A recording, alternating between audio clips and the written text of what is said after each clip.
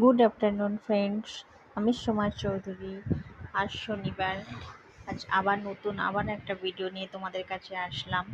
আজকে আমাদের যেহেতু শনিবার, তো আজকে খিচুড়ির দিন। প্রতি শনিবার আমাদের বাড়িতে খিচুড়ি হয়, ওই দিন নিরামিষই। তাই আমি আলুর যে চপ, সেই আলুর চপ করছি।